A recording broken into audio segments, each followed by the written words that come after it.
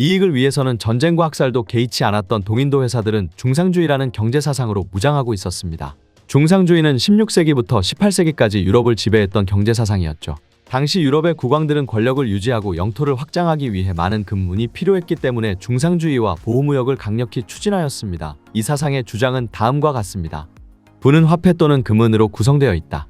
국부를 무역수지 흑자와 제조업 육성을 통해 증진시켜야 한다. 국부 증진을 위한 과정에서 국가가 무역을 통제해야 한다. 중상주의를 주장하는 사람들은 경제체제를 제로섬 게임으로 파악했습니다.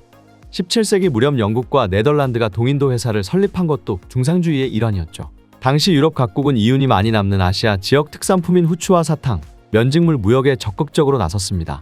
하지만 한 나라에서 여러 무역회사가 치열한 경쟁을 벌이자 상품 가격이 폭락하는 현상이 나타났습니다. 이에 정부가 여러 무역회사를 통합해 무역 독점권을 주었는데 이것이 동인도 회사였습니다.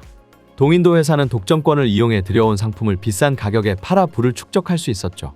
16에서 17세기 영국의 대표적인 중상주의자 토마스 먼은 1664년 출판한 그의 저서 잉글랜드가 외국 무역에서 얻는 부에서 다음과 같이 말했습니다. 우리의 부를 늘리는 정상적인 수단은 무역입니다. 여기서 지켜야 할 준칙은 우리가 이방인에게서 사서 쓰는 것보다 더 많은 가치를 그들에게 파는 것입니다. 지금 2,000파운드를 자신의 금고에 갖고 있고 매년 1,000파운드를 수입으로 갖는 사람을 생각해 봅시다. 이 사람이 매년 1,500파운드를 지출한다면 그의 돈은 4년 만에 모두 없어질 것입니다. 반면 검약의 길을 택해 매년 500파운드를 지출한다면 그의 돈은 같은 기간에 2배가 될 것입니다.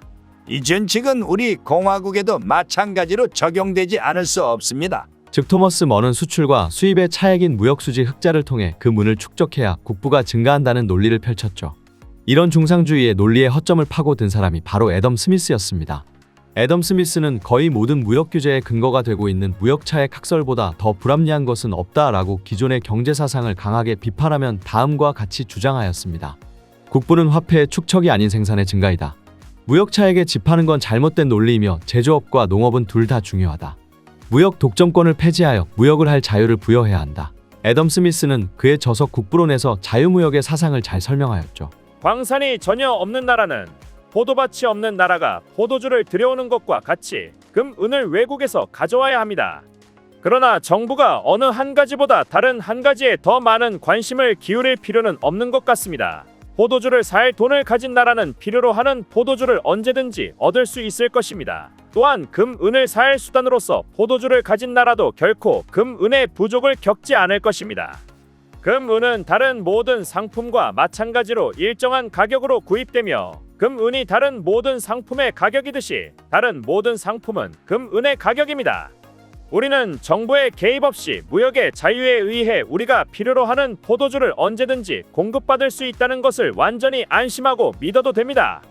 또한 무역의 자유에 의해 우리는 우리 상품을 유통시키거나 다른 용도에 사용할 금, 은을 언제나 공급받을 수 있다는 것을 마찬가지로 안심하고 믿어도 됩니다. 중상주의자에게 국부란 금은의 축적이었지만 애덤 스미스는 연간 노동의 직접 생산물 또는 교환으로 얻은 생산물을 국부라고 보았습니다. 그리고 화폐는 축적의 대상이 아닌 소비재를 구입하기 위해 필요한 수단으로 보았습니다.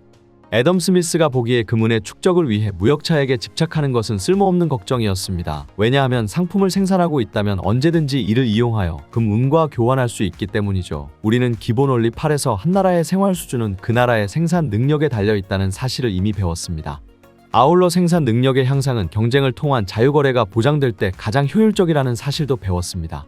외국 상품의 수입을 제한함으로써 국내 제조업자에게 독점권을 부여하는 중상주의에 대한 애덤 스미스의 비판은 현대의 시각으로 보아도 상당한 설득력을 가지죠. 만화로 보는 맨큐의 경제학 강의는 휴넷 또는 이패스 코리아에서 유료로 수강할 수 있습니다. 경제학의 베스트셀러 만화로 보는 맨큐의 경제학 시리즈 2판 출간 지금 온오프라인 서점에서 만나보세요.